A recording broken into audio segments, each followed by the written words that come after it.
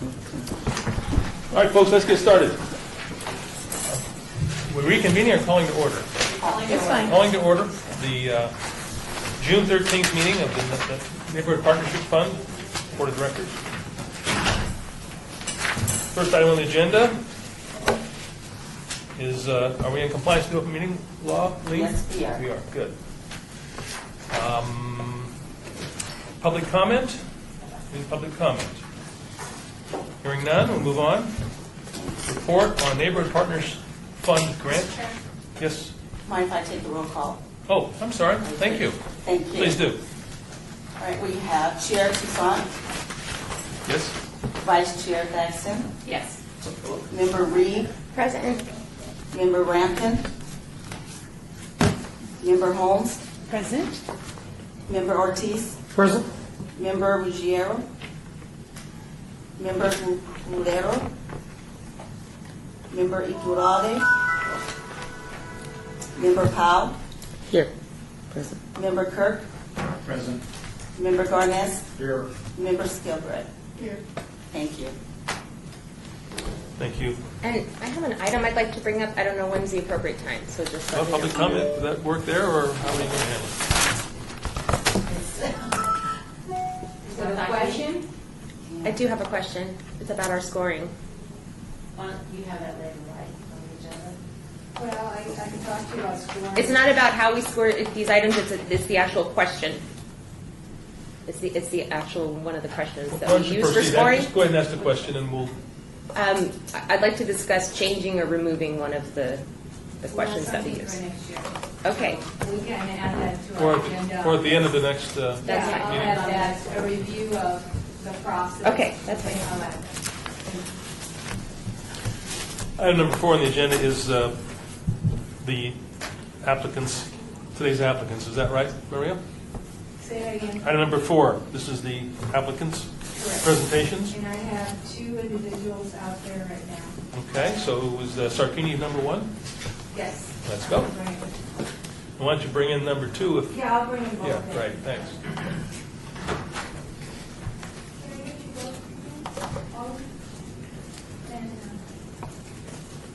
You can just sit up here and really.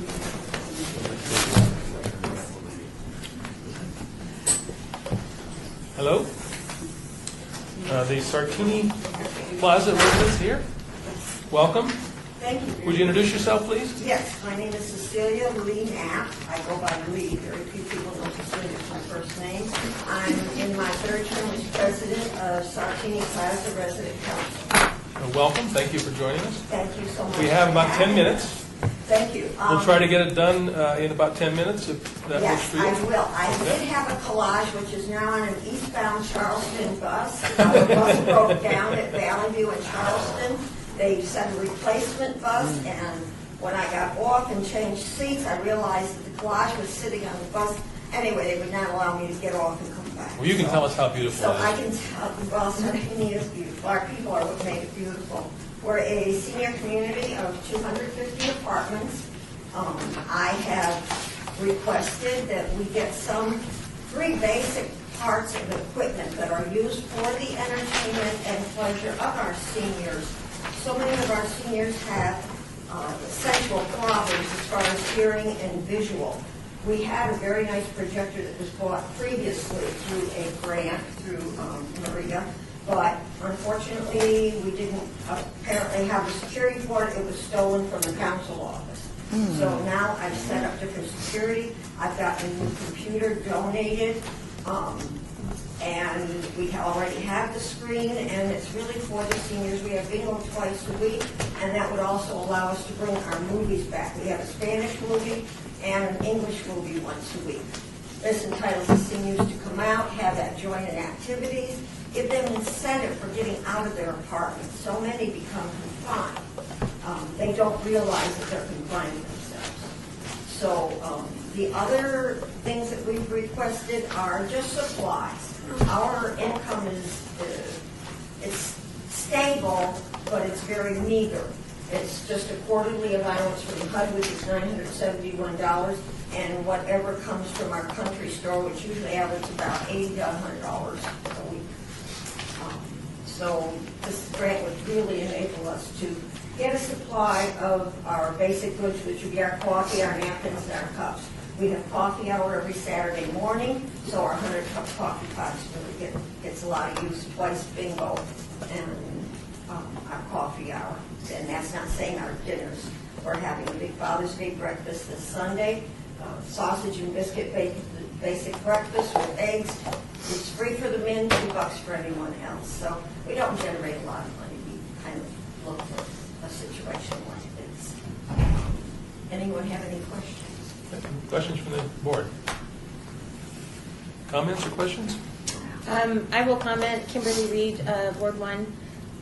Sartini is one of our homes, and they are a really great group of people. They do come together. You guys have amazing events there, and I know that you guys do well with what you have, so I feel good about giving you whatever we can. Oh, thank you. We appreciate it. And Lois Sartini is just wonderful to us. She provides us with holiday meals. We are, and again, Maria's always our figurehead here. She seems to ramrod everything through for us. She's the one that I've gone through now for the third year.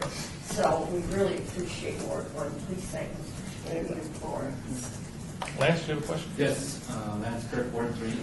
Since you talked about having a projector before, what kind of security would you be different? Okay, Mrs. Couch's husband had made a cabinet, a lockable cabinet, but our treasurer at the time thought that was a little bit too inconvenient because a couple of the people that were callers at bingo couldn't get up close. So he bought one of these little computer tables, one of these oval ones, put the computer on top, and we were locking it in our resident council office like that instead of being in the locked cabinet. I now have implemented the computer that we had donated back into the cabinet. I've got a lock on it. There's the first vice, Patty Brown, has a key to that. I have a key to that. There's one key in our office. So it will be in a locked cabinet, and anyone trying to take it out of the common area, the bingo area, would be very, very obvious about trying to get it out. So I think that this would be a pretty safe situation for it. Plus, the first vice said she would just unhook it and take it home with her after bingo twice a week. Anyone else? Mr. Chair. Please. Hi, Felipe Ortiz with Councilman Coffin, Ward 3. My mother managed to make it to 89. She acted like she was 69, and part of her longevity was the fact that she was an active adult participating in many, many activities. And so the idea of keeping everybody in that resident council together is important. Keeping them active is even more important because you are correct. Staying at home, sitting on a couch, you go quicker. I always share with my mother, you got to keep moving, you got to keep moving, you got to keep moving. So congratulations, it's a very good program. Thank you very much. Mr. Chair, I'm not sure if you have another question, but thank you. Thank you, sir.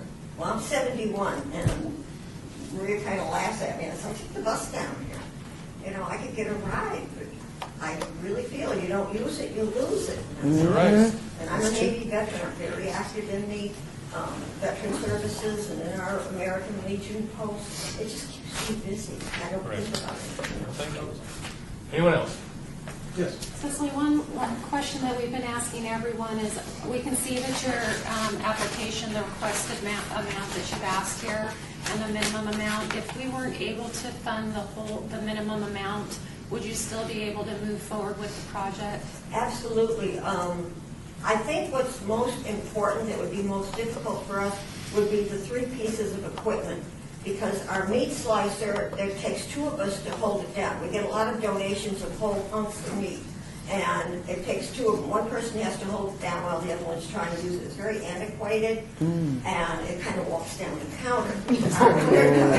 So Watch your fingers. And the coffee pot is on its last legs. I have a 60 cup, but it takes so long to prepare, like almost an hour. On our Saturday mornings, we get about 125 to 150 people participating. Cecilia, let me just make a clarification. So you would be willing to do the project for less? Oh, absolutely. Okay, If we thank could you. just get those 3 pieces of equipment, we can manage our own supply. That The helps. Thank you. equipment would be really, really the most beneficial. Well, we'd love to give everybody as much as they want. Unfortunately, we don't have that luxury, so Exactly. we'll do the best we can. Thank you very much. Thank you, sir, and thank you all, I appreciate it. Thank you. Now, this next group could be a problem. Ms. Tonicello, we're not deliberating here, can I? So I can continue. Is that right or not? Chair is demanding Okay, that. all right. She's Okay. kind of bossy. Ready? Just for the record, for the record, I am actively involved in this project that's coming up next. I will be abstaining, and I would like to turn the gavel over at this moment to the vice chair for that purpose. There you are. Don't hurt me. Come on up, ladies. So our friends here are Donna Tucson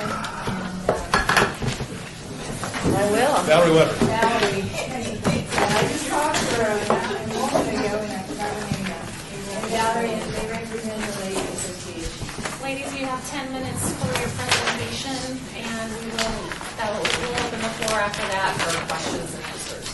Thank you very much, Council Committee. My name is Donna Toussaint, and I'm representing the Festival of Lights. This is Valerie Weber.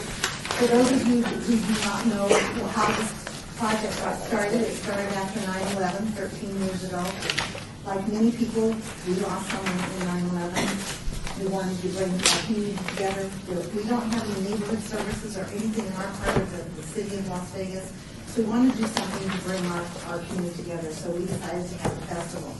And we had anywhere from 400 to 600 people show up, and it really scared the hell out of us because we weren't prepared with that many people. Last year, we had 12,000 people. This is a free event. There's no charge. We have a car show. We have a craft show. We have entertainment from schools around the valley and with their choirs and their bands. We have, for a $5 donation, you can get an Outback meal. Outback is there, they're donating the meals for a $5 donation. But you can spend the whole day there for absolutely nothing. We have a Santa's Village, we have pony rides, we have a petting zoo, we have a 20-foot solar-powered bubble machine that the kids just love. They just can't get enough of it. And the grand finale is the only electric lighted roll parade in the city of Las Vegas. But one of the things that is so important, we have anywhere from 85 to 115 volunteers. It takes us about 9 months to put on this one-day event. We have no paid staff. This last year, we had Safe Master there as one of our charity groups, and we had Salvation Army, and we had the Toys for Tots, and we had Foreclosure Upon Pets. I don't know if you know who Foreclosure Upon Pets are, but they're a group that takes pets when people can't. And 8 years ago, there was a German Shepherd mix that was adopted at the festival, and his name was Festival, but they didn't know what else to name him. And now Festival is just living through Mom and Dad because the kids are in college now, and they bring Festival back to our festival every year to show us that they're very good pet owners. So we do a lot of good in the community. We really enjoy seeing the smiles on people's faces. It's just an amazing event. And like I said, it's no charge. It's the only thing in our part of the city where you can go year after year for 13 years and have a great time and not do anything. So I'd like to turn this over to Valerie. Hi, everybody. And just with Donna, had it not been for Lakes Festival, I don't think I would have met the Tucson family and their vision for our area. I've been a Las Vegas resident for 23 years and lived in the Lakes. So it was 17 years this August. And it's a place all of us love to call home. And what I thought, I woke up this morning and I don't know what I'm going to say to all of you who I have not met, but may be familiar with this project. But I woke up and I go, it's time for poetry. So I wrote a poem that I would like to share with you, and please excuse any of you who are real poets because this one's really funky, but I will give it my best shot. It's called Ode to the Lakes Festival of Lights. In a hamlet by a lake is the most special place where we meet for the Festival of Lights. Each December we volunteer and offer great cheer, for there's no place that we'd rather be. The singers, the dancers, and Santa's dear prancer all delight in this festival season. The car show, and yes, some hope for snow, to everyone there is a reason. We greet neighbors and friends, hail holiday wishes to each other with joy in our hearts. Though these many years, the joy and the tears, this gift is ours to impart. Santa and Mrs. Claus arrive to the applause of little ones who have waited to see him. He brings lots of toys and bundles of joys and visits with each patient heart. He is all ears and muffles the tears of kids not quite ready from the start. He makes them all friends and offers amends by listening for hours and hours. When it's time to go, he says ho ho ho and makes us long for his special powers. The time we enjoy is memory to employ through the day full of magic and sound. We delight in the sights of the boats with bright lights as they dazzle our senses we've found. So join us again as we gather with friends and start the magic of the holiday season. In a hamlet by a lake, in Las Vegas, for goodness sake, is the most special place, our gift of the Festival of Lights. So I just wanted to share that from my heart because I have been a volunteer with the festival for now, I think this will be my 10th time, I think, coming up. And as Donna had mentioned, it's about neighbors and friends sharing our gifts with the community and hearing the children sing from the local schools, and to enjoy the celebrities that come out and our elected officials. And it's just sight and sound of so many things that have to do with the season and the car show and all the trophies. And it's just so much fun. And if you have, I hope everybody's been, or at least have been invited to come join us, that we would welcome you once again as we put this on for our community. And it makes me very proud. So I don't know. I'll turn it back to Donna. We put smiles on people's faces. That's our job. And when you walk through the festival and you see people smiling. And one quick story, a few years ago when Valerie was helping out with the Santa's Village, a woman had called ahead of time and said that she couldn't afford to go to Opportunity Village and the other thing because she was a single mom of 3 and her son was dying of leukemia. And they come to our festival. I said, it's free. I said, you come to the stage. Come find me. I said, if you want to go to Opportunity Village, we'll pay for you to go to Opportunity Village. We'll go wherever you want. And the little boy sits on Santa's lap, and I'm on the stage, and I look across, and I see Santa crying, and Valerie had tears in her eyes, and because Santa said, ho, ho, ho, little boy, what do you want for Christmas? And he said, well, no. Luckily for us, we had the Make-A-Wish people there. And guess what? They introduced this little boy to the Make-A-Wish people. He got his bone marrow transplant.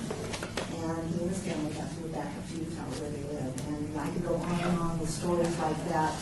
But we had, during Hurricane Katrina, we had people get married at our festival.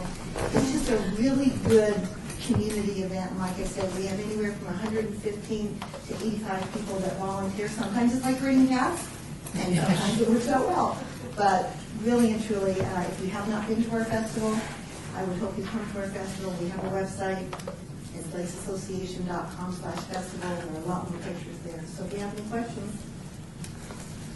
All right, well, we'll open up to questions. Does anybody have any comments or questions they'd like to ask? Go ahead. Lance Kirk with Ward 3. I noticed with the invoice, the kind of costs that you're anticipating were from last year. Do you expect those to go up? Have you made phone calls and connected with those, or are these all based off of last year's costs? These are all based off of last year. Okay. Our costs pretty much stay the same. Okay. We really do. I will say that it doesn't actually end when the festival is over. I took my goddaughter and we went to help clean up afterwards. We thought you would probably need more volunteers at that point because the fun's over and now it's time for and she needed school credit anyway, community credit. And there must have been 25 people there just to take down the lights and take down the ornaments and stuff. And it was scheduled for 2 hours and it was over in about 50 minutes. But I pledged and signed her off for an hour anyway. Well, it But takes longer to put them up than it does to take them down. I'm sure. It's a great event, and this is a hard question to ask, but we've been asking everyone, and that is, if we can't, because funding is limited, fund even the entire minimum, will the project still go on? We can still put the project on, and we will never charge, ever, ever, ever, ever. We made that commitment 13 years ago that this would be free to our community, and we stuck by that. Sharice Holmes, Ward 2. I'd like to say, first of all, a lot of my neighbors volunteer, and I was disappointed last year that I couldn't go. I had pneumonia. And that's an excuse? It was cold in here. So, I hope my first graders keep me well this year so that I can participate. But it is a wonderful event, and like I said, I do go every year except for last year. I had to miss it, but I truly enjoy it, and I look forward to it. We'll come out the second weekend in November. We decorate the park. We provide donuts, coffee, and juice. And, like I said, it takes longer to decorate than it does anything else. Yeah, but you gotta get it, lots of conversation. Well, yes. Madam Chair. With the neighbors, and put the lights on. Hi, Felipe Ortiz at Ward 3. I would be in support of the full amount for a couple reasons. One, it's not in my wards, but one for $5,000 and you average 15,000. I don't know, it's about 7 cents a person maybe. My math, my education may not be that good. But for 5 to 6 cents a person to provide a great value, not only to your area, but to the entire city, that's tremendous. That's the cheapest thing we could ever offer. Secondly, the holidays tend to have a lot of individuals who don't have anybody to reach to, don't have anybody to go to, and this continues to engage them in their, if they don't live there, engage them with the city of Las Vegas. So I will be in full support for the full amount if there's an opportunity to do that. We have one more quick story, and then it was a family. We have 2 memory care facilities in our community, and this one family comes back all the time. And I asked them, why did you come back? And they said, because before our mother passed away, she didn't recognize me, my husband, or her grandkids, but she always remembered the Festival of Lights. You never know what people, you never know what people are going to remember. So it makes us feel good. And Dawn, I might have missed it, but when is it scheduled for this year? The second Saturday in December. Was it 14th. 14th? And the time? It starts at noon, and it goes until 5. At 5 o'clock, the electric boat parade starts. We have a pre-show that starts at 11:30, where we have our creative dancers ladies. These ladies are from 65 to 92 years old, and they play a half hour, doesn't take years. That's what I really Great like. list. It's all ages are involved besides the participants that come, between the children that go to the schools, their parents come out, grandparents. It's the holiday season, a lot more people are around from family, as well as Donna had stated, that we had all levels of those who are on the stage, since we know we have lots of entertainers in our city, and many of them for a lot of years in Sun City, so it's fun to be able to invite everybody to come join us. Well, ladies, we'd like to thank you for coming out Thank today, you. and we can see how excited you are about this project. And If I come back next year with a different poem, I'll study it. You don't have to, we'll remember. Yeah. You can fool us. Thank you. very much. I'm going to get the Stubeck Center. They did run a little long ago. They're just hot. I don't know. Thanks, you guys. Thank you. Thank you. Thank you.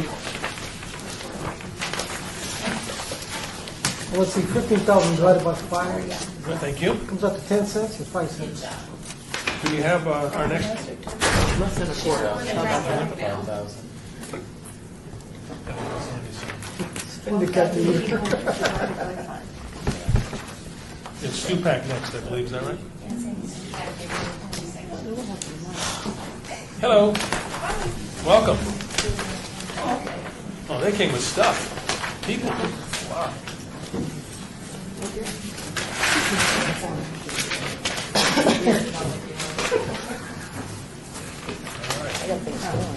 We came in horses. Wow. Lights and everything, that's awesome.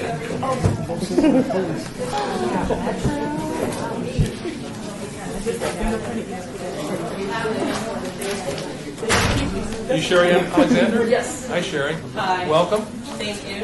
We're trying to keep this to about 10 minutes. There will be questions, so I'll at this point let you get started so we don't waste any time. Okay. As I said, I'm Sherry Alexander at the Stupak Community Center down behind the Stratosphere. And our neighborhood association is the Stupak Neighborhood Success Team. Nevada Stupak is one of the members. We have our ESL teacher that's there. We have one of the neighbors, several people that live there in the neighborhood that are on the team. What we're trying to do is to partner with the Police Athletic League to work with kids in the area, to get them fit, talk about nutrition, and then take them out on some adventures. Today I brought with me several of the PALS youth, and then part of our youth council. Carlos down here is the president of our youth council, has been down in the Stupak area for several years, and he's been part of other grants and programs. And this is Mike Lee. He's with Metro, and he's going to talk a little bit about the PALS program itself. How you doing? Welcome. I'm Sir Michael Lee. In the PAL program, what we do is we try to give youth the opportunity to interact with police officers in a positive way and give them things to do such as boxing or our fitness program over at Stupak or tennis, things of that nature.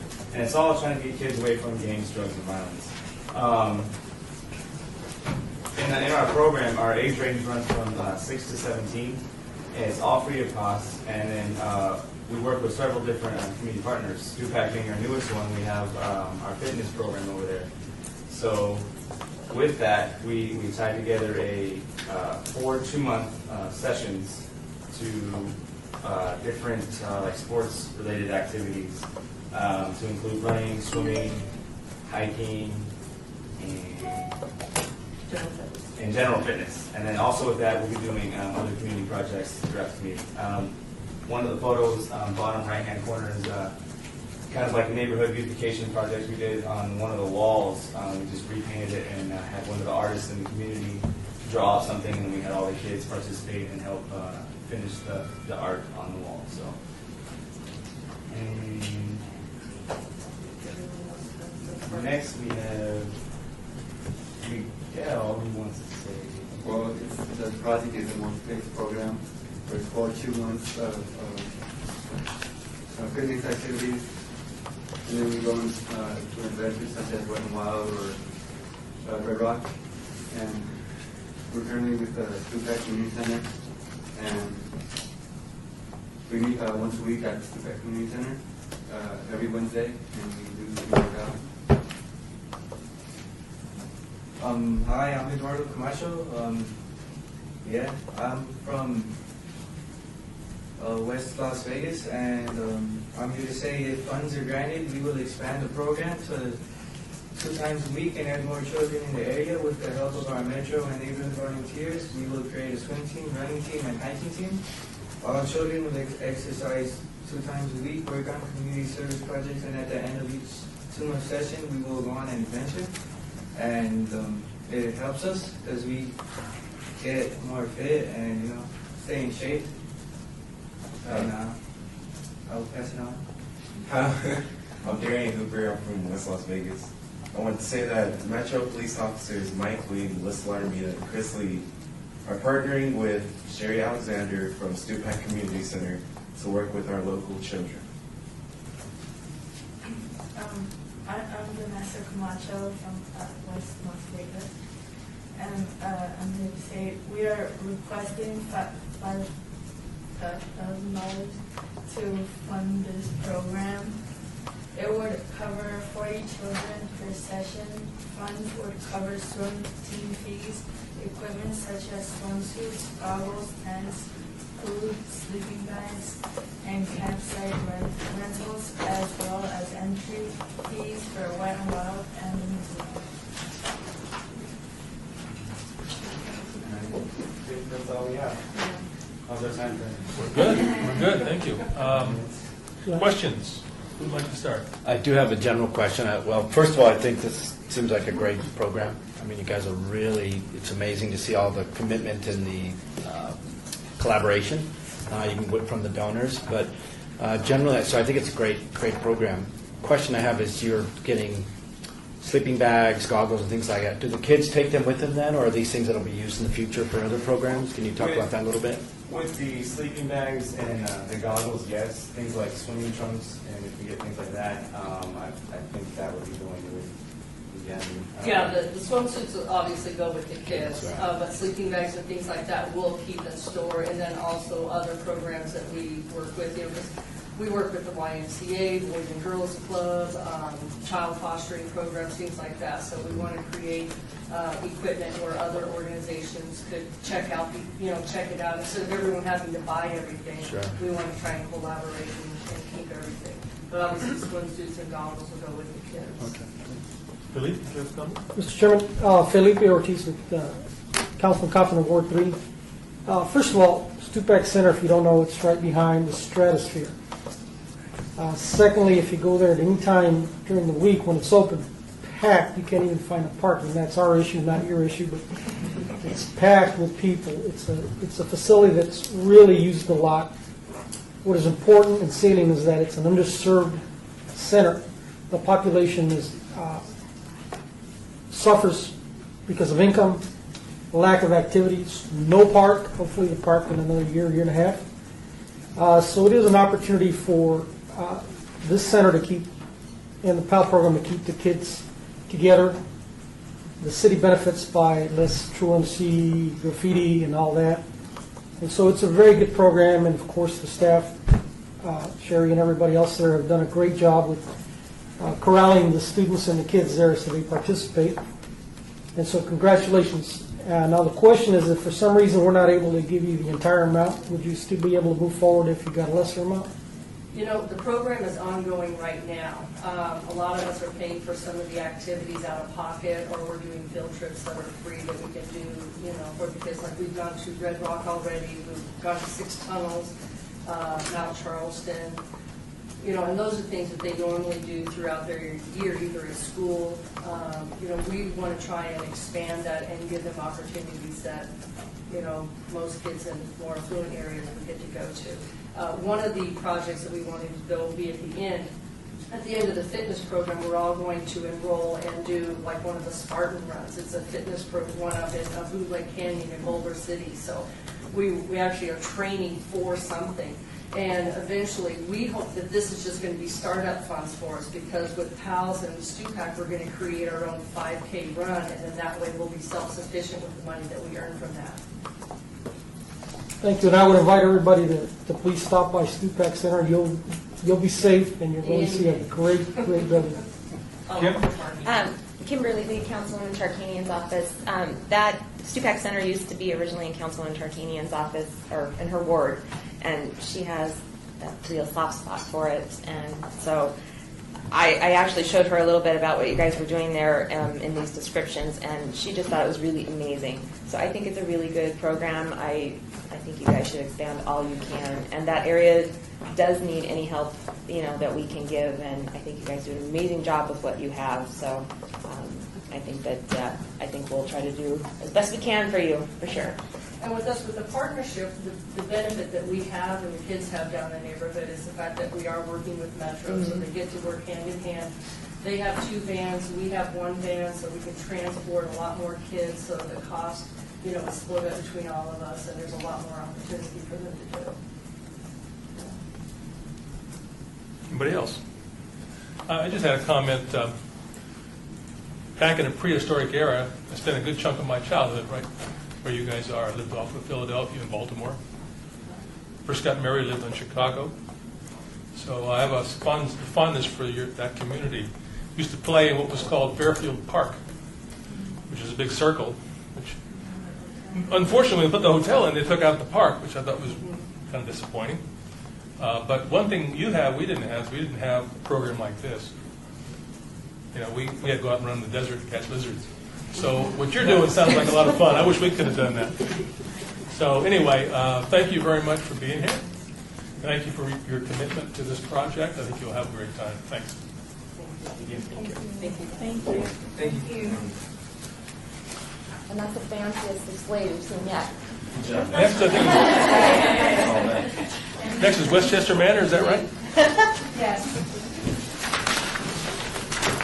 Background, Hello, hello.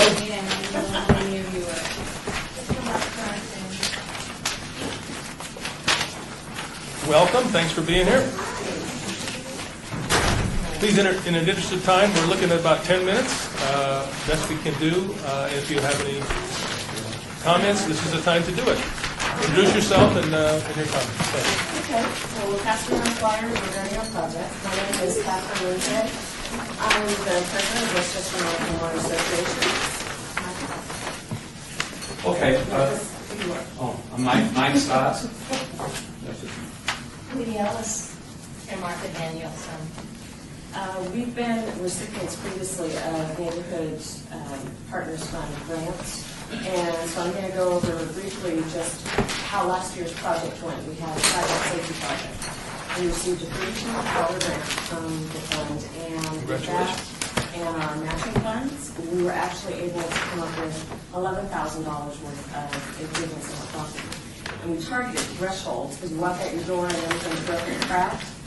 We need to fix that, and we also targeted areas that would improve personal mobility device access, because we're seeing an increase in seniors in our community using these to get around. We had a couple of areas where the thresholds, either off of the parking into the general walking area or to the clubhouse, were impediments for them being able to access these. So through the sidewalk project, we also removed those, created slopes and access ramps for them to be able to easier get around the complex. So we also had a surprise last year. We had a donation from our asphalt vendor who did the concrete work for us. It was an amazing thing. It was more than $2,000 that they donated towards the project because they knew what we were doing. They kept telling us, we're going to bring you in under budget, we're going to get you under budget. We were like, okay, great, fine, and thought, here's the cash bill, we're done. And then they gave us their document showing their contribution, and it was well over $2,000. Wow. So it was just an amazing opportunity, and we really appreciate your part of that project. So this year's project that we are asking the funds for is to add shade to our pool area. And I'm going to leave it to my fabulous co-presenter today to tell you about that project. Okay.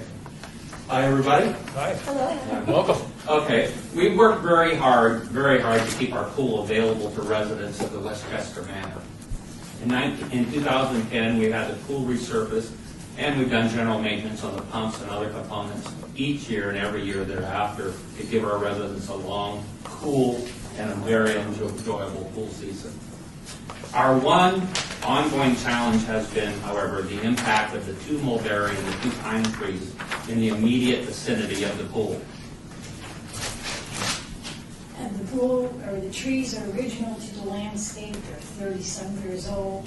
They offer shade and beauty to that area, but they routinely block the security lights, and they drop leaves and needles into the pool area, and keeping it clean and the drains free is almost impossible.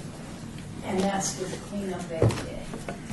So at this point, in order to maintain the area and ensure the pumps and filters are not blocked, the cleanup is required on a daily basis just to keep things out.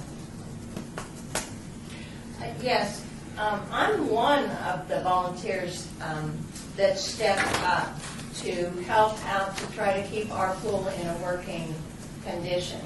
Last year, we had to pay to replace the pumps because of trees and debris from the trees that was falling in and clogging the filters and ruining the pumps. So when the leaves started to fall in October, I started out and was one of the volunteers that went out every single day to keep that pool going, which meant we had to clean out the filters, and we swept around the area, removing trash bags full of leaves. And this went all through the mulberry season, where they start to drop in the spring, if you've been around old mulberry trees, and also the pine trees, pollen got into them. So there's been a whole lot of volunteer work, so that, because we can't afford to have maintenance every day or to have a pool service every day for this pool. So we're just trying to keep it open for our residents. Now, by removing the trees and installing permanent shade in that area, we're going to eliminate the possibility of having to pay out money to replace pumps, and it'll just keep the area nicer, cleaner, and definitely more safe and usable. So that's essentially our presentation. Okay. Do you have any questions or comments? Go ahead. Kimberly Reed, Ward 1, what form of permanent shading is it going to be? Is it Well, we've actually looked at several different options, and part of that is monetary. We quite literally do not have the funds to do shading. right? Trees are what we can afford, but we have close to $320,000 in capital projects that are supposed to be done in the next 5 years, and we were seriously hit by the whole economic recession. At one point, 50% of our units were in foreclosure. So we've had 20% of our units over the past 5 years that have been 5 to 7 years behind in their dues. So that kind of cuts into it. So I can't really pay to put up shade if I have to pay to paint house. So we've been trying to come up with different alternatives. The one that's presented here is one that everyone can agree on, putting in the triangular shades, because once we pay for the initial cost of putting in the posts, it's maintenance on the shades, and you don't really have a lot of extra maintenance year after year. But it depends on the money we have. We've looked at, and I can't remember the name, Sunbrella. We've looked at a Sunbrella alternative. We've also looked at open lattice and solid pergola roofs. And they've talked about possibly being able to save some of the trees, cut them a different way, and then put the shading in, if we use a solid roof, to where it would block the debris coming into the area. So we have looked at alternatives, and really it comes down to the money available. As someone who 2/3 of my backyard is surrounded by pine trees, I really can sympathize with your issues. That's all I can say. AJ, do you have any comments? Mr. Chair? Yes, sir. I'm sorry, what cross streets? We are a 96-unit condo complex on 3 private streets at Smoke Ranch and Jones. Okay. We are in Councilman Barlow's district.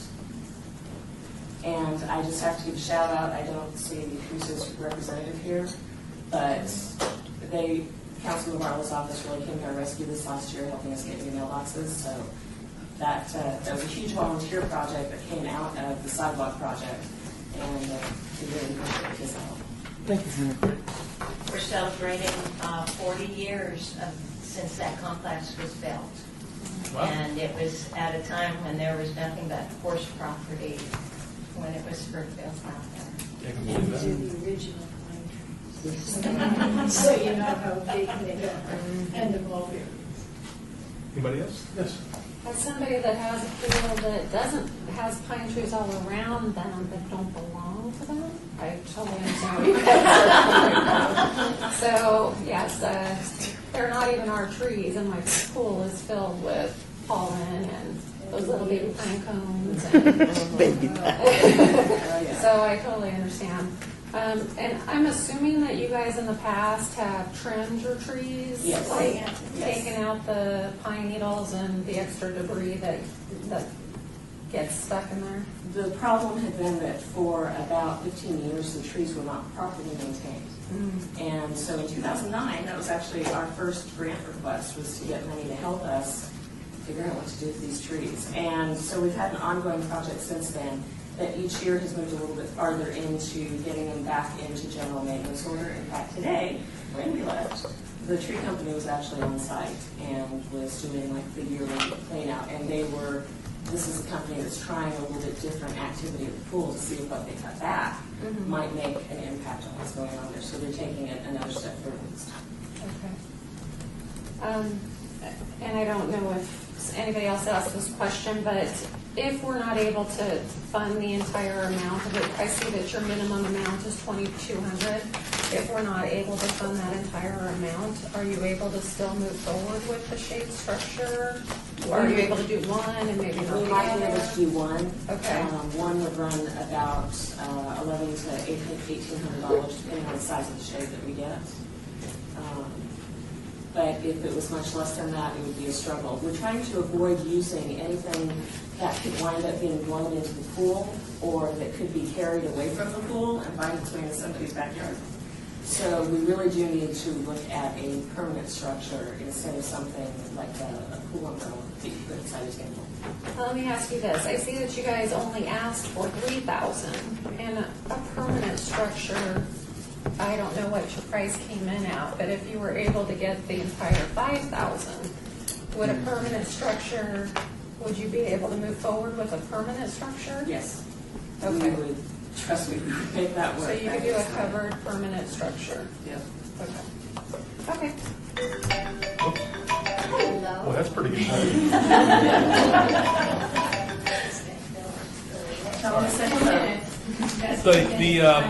The mulberry trees used to be everywhere in town, and I'm sure they're, since your community's 40 years old, they're there. But do you have a lot of allergy problems with them? A lot of people complain about allergy issues with mulberries.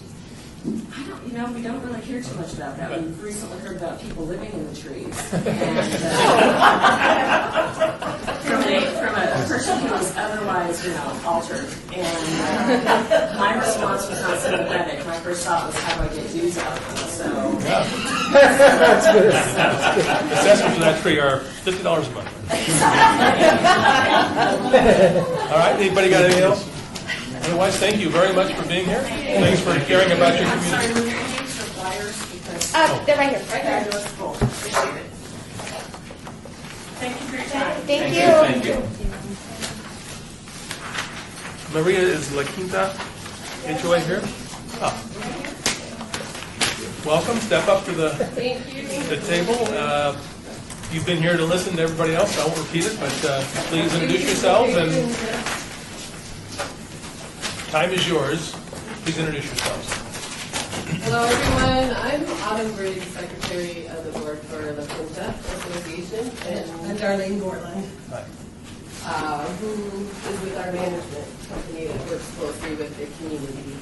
And we're here today to ask for $1,100 from the Neighborhood Partners Fund because of the concern that we have not only for the safety of our own community, but the safety of the neighborhood and the children that attend the grade school, Jacobson, I believe is the name that's across the street from our development. La Quinta is just off of Charleston and Durango on Bosack Avenue. We have 63 units in our community. It's a small community. 21 buildings. There's 3 units to a building that range anywhere from 1,200 to 1,500 square feet. I know Darlene has some pictures that she brought just kind of to give you an idea of the community. And then I also have some pictures, the area that we're concerned about. We have never received, this is the first time that we're asking for any monies from the fund.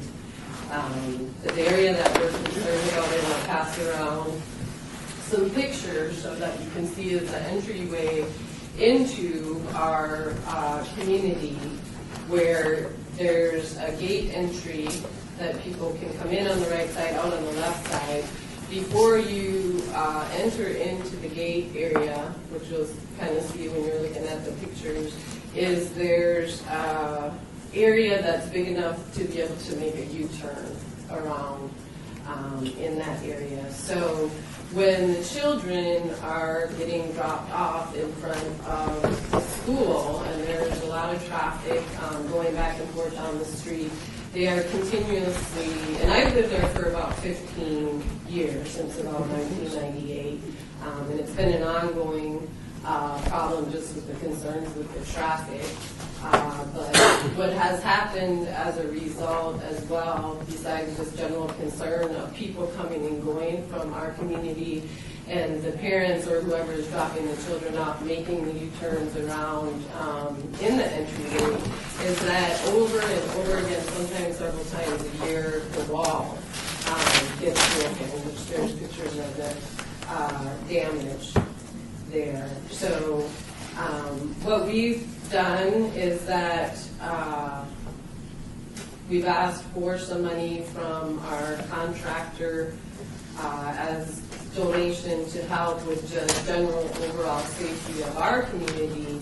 Have agreed to put some money to paint the speed bumps that we currently have in our community. So that will help slow our traffic down as well. And then myself and some of the other members on the board and people that live in the community are willing to volunteer sometime as well to focus on the safety issue, which would include being involved going to PTA meetings to the school across the street, to also make sure that the people that work with the children at the school are aware of the concerns. We're thinking maybe that there's some more things that they can do as well. There are no even cross guards out there to help with the children crossing from the one side of the street to the other. So the hours that we figured for the time that we each could be involved, the number of people from the board and the community, if we figured, I guess, Darlene, per hour with that. We had about 40 hours worth of work. It's a broad-based program, actually, safety-wise. But the main dollar output is going to be for bollards to, slow people down, right? Yellow bollards there next to that island so that they don't just, because they whip in there. They just come in and back out. And unfortunately, they're not able to turn around in the parking lot of the school because, saying safety issues, they have people out there directing them, won't let them turn around. So they come right across the street and turn around in front of us. And so we're hoping with the big yellow bollards will, of course, it's going to help for the continuous damage to the wall, but hoping that it will slow down and could curtail some of that traffic on a daily basis, a couple times a day that is coming through there as the children are leaving and going to and leaving from school. And some of the other things we just wanted to address in general with the volunteer hours, just have general safety meetings with our community and other concerns and kind of work towards having stronger relationship with the school too and other things that are going on in the community. Anything else? I was just going to say we plan to have some safety seminars. We've had some other issues come up recently. It just seems like a good time to bring up this year. Our insurance company didn't like any barbecues. So there's been barbecue issues. We need to let people know what's safe. Our insurance companies are telling us there've been a number of fires in condo communities. And we can't go around and knock on people's doors and say, can we see what's in your garage? What things do you have in your unit? But we can at least try to, help people understand that when they're living in condos that it is, you have to be more concerned than even in your own single family home because something you do can affect the whole building. And especially now that we've got, a fair number of renters in there, so they're not usually as educated on those things as owners would be. So it's an overall safety program, and we really did come in and ask for the least amount possible. Okay, thank you. I was going to ask Vicki if she had a person sort of reward, I think. I know that there is a problem with the students being at risk that gets very heavy traffic and you get them just basically take up the whole road, just parking, and then they're stuck. So they are using your area to turn around. I saw all three of the vehicles that you had shown turning around all on the same day, so it's not like that's just an occasional thing. We have a lot of requests, and so if we weren't able to fund for full request, would the project be able to go forward? I'm not sure, honestly, if we could have done it. It's not something that we had budgeted. Yeah, That's why we're asking. really, I mean, we probably will go forward still with getting more people involved as far as general overall safety in the community is something that we wanted to continue. Yeah. We started out with bigger bollards and the speed bump at the top of the loop, and backed way off of all of that and came down to the bollards are not quite as big and the speed bump's gone. So we kind of did that ahead of time, but obviously that's up to you. Because that would be the ideal thing would be to have the speed bump to slow them down, but that would take a lot more finances to be able to do that. I think we'd just like to fund everybody 100%. Yeah, That may yeah. not be doable. I think Felipe had a question. Hi, Felipe Ortiz, Ward 3. What are the cross streets? It's Bosac, now the one up from the school, I can't think of the other one down from Cimarron. Okay, Cimarron. Yeah, is the next street down. Okay, and how many units do you have? 63. I personally would be in support for the full amount because it addresses 3 areas. One, the residents who should be having a comfort zone where they live. Secondly, and equally as important, is the students. Sometimes the parents are the problem and not the students because everybody's in a hurry to pick them up. And for the price, I think you're getting a pretty good, we're, the city, getting a pretty good deal and encouraging communities to continue their safety campaign. Thank you. Please. I'm Kimberly Reed with Ward 1. I know that if you guys are planning on going to the school, CCSD also has a safe routes coordinator. There used to be a woman named Cheryl Wagner, but I think she was replaced. I'm glad you brought that up. I was actually going to ask if you guys had any recommendation of who to speak to directly. If you write down my number, which is 229-2299, I can get the information of the new person for you. Okay. And I'm not sure to what extent she's going to be able to help you. Obviously, she's not going to be able to come in and put speed bumps and, traffic slowing devices in front of your entryway, but she would be able to help you as far as communicating with the school and the principal and maybe helping for them to guide their parents because that's a huge problem. It's all over the valley. Everybody's having issues there.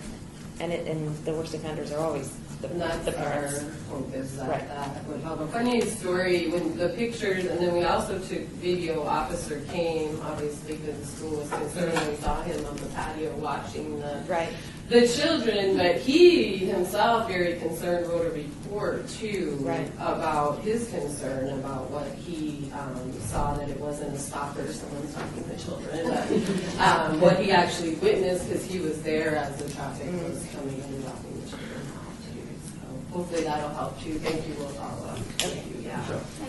I'm Michelle Baxton, but have you guys talked to our Public Works Department at all?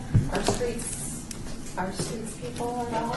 Yeah, well, we've talked to a number of departments because we did have some homeowners that lived in the community that kind of wanted to block off the turnaround. And we got the call saying, you cannot do that, if you don't, if you do that, then we'll have to come out and fine you. That was an alternative. So then we had homeowners who just kind of stood out there and hoped that people would notice them and not turn. We don't want to get into these confrontations with people. But we did talk to the city, a couple of departments. Maybe we didn't get the right person. We had a similar incident going on at a middle school in our area, and they were able to come up with some different things to keep that from occurring. So besides the project that you guys are doing, the city of Las Vegas might be able to also be able to put up some other deterrents in that area to help with that. And I'm sure Vicki can. Councilman Beard's requested a traffic study, and it's already, we're waiting for the results. Should we contact anyone then? You can give me a call, 229, it's Vicki, Okay. and it's 229.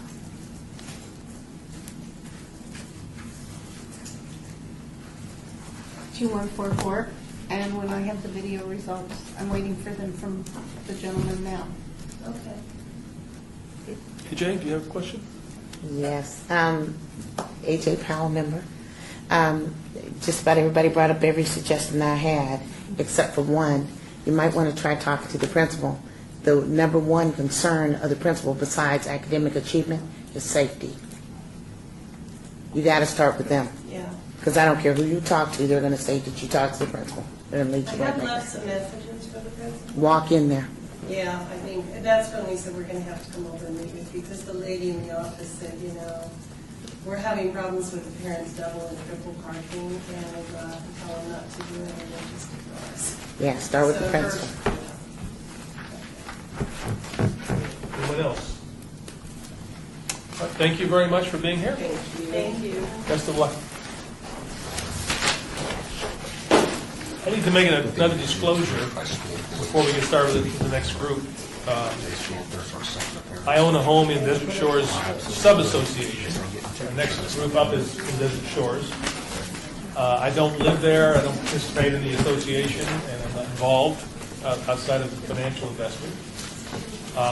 And secondarily, Ms. South, who is the manager responsible for Desert Shores Community Association, was previously my manager in the Lakes Association for a little over a year.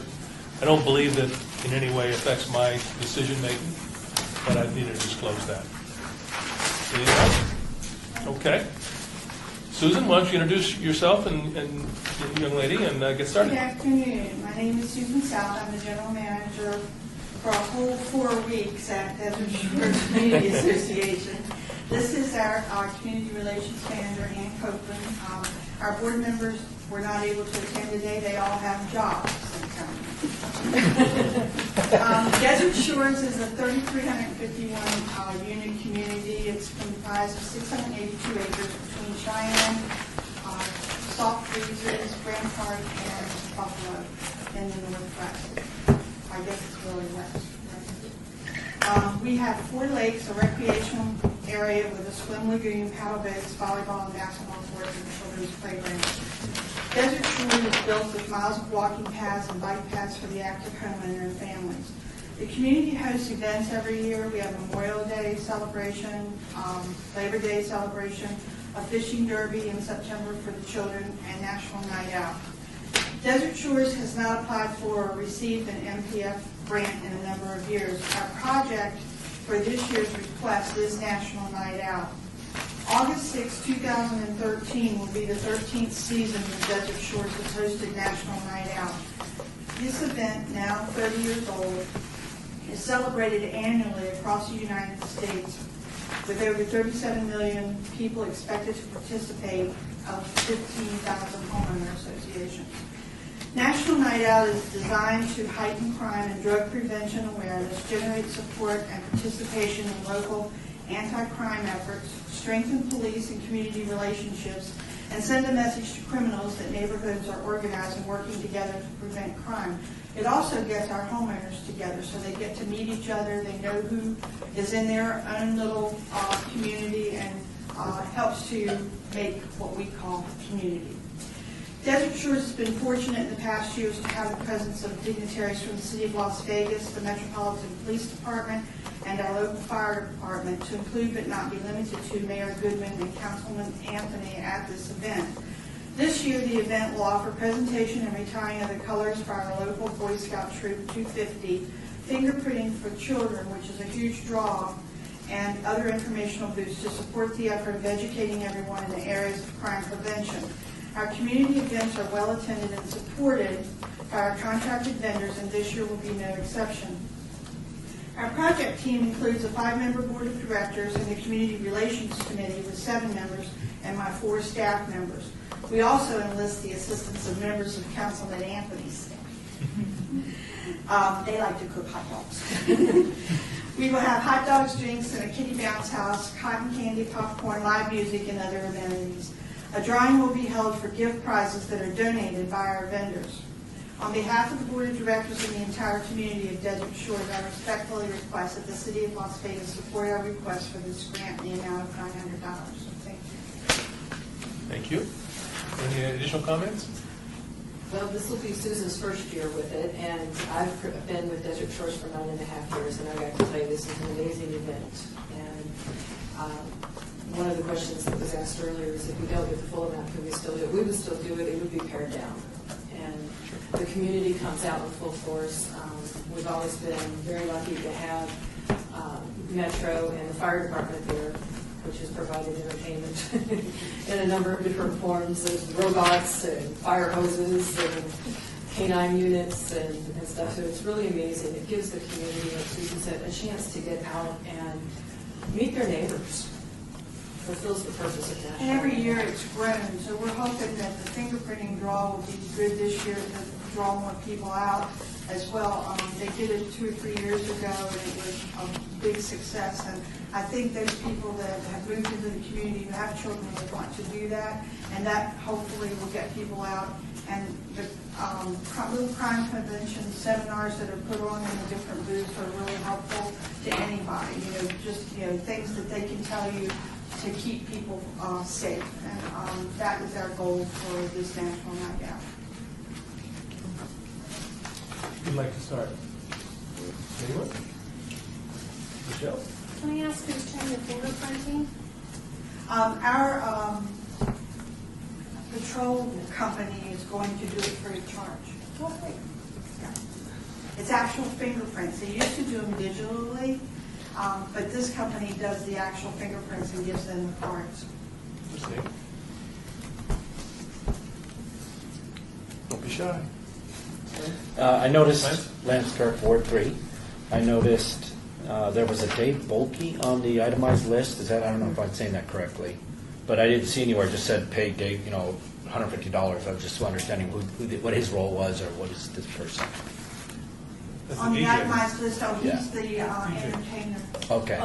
He's a- Davey the DJ. I'm Okay. sorry, you just recognized the last name. Right, 'cause I just didn't see His him name is Dave. detailed in there. Dave does all of our events. Okay. He charges Entertainment the for the same for evening. every event for a couple, 3 hours. As long as he shows that counts. Yeah. And he does a great job. He's been doing it for a number of years, and he actually provides the microphone service, and then the different politicians come up there to speak and introduce themselves and meet the members of the community as well, that type of thing, as well as music and that. Anybody else? All right. Well, thank you for being here. Nice seeing you. Good seeing you. Thank you. Thank you, ladies. Good luck with your project. Thank you.